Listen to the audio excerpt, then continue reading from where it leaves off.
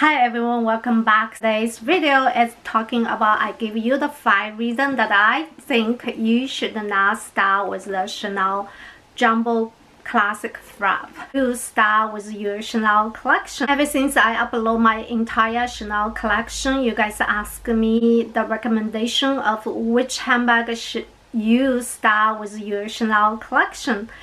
Today I'm going to give you the 5 reasons that I think you should not start with this one.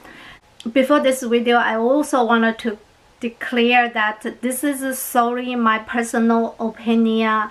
It doesn't mean that you have to listen to me. It just give you my thoughts, my opinion to you as a reference. You can think about it. And the first reason is the price tag. You guys know how much Chanel handbag has been increased, especially for the classic flaps, and the price is really high. So what I recommend is, if you really want it, consider go for the pre-love market.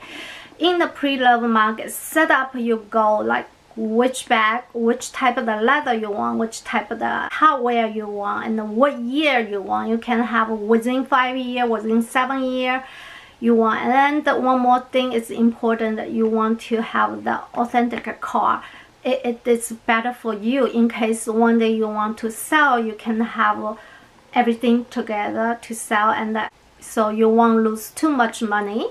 The second reason is this bag, this jumbo size. Everyone knows it's very heavy because this bag made of full leather, and it has the double flap, add additional weight. So sometimes I don't really reach out this one because the bag is too heavy.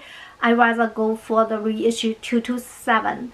So because of this, the third reason is this bag is not practical for everyday use because it's very heavy. Really, I don't want to reach that. I don't want to hurt my shoulder. When I wear this couple of days, I already know my shoulder cannot handle anymore. So I put it back into my closet. I don't want to say I regret to purchase. I'm still very happy that I purchased 2 years ago before the price increased again. So but I rarely use. Maybe I needed to pass to my children, maybe grandchildren.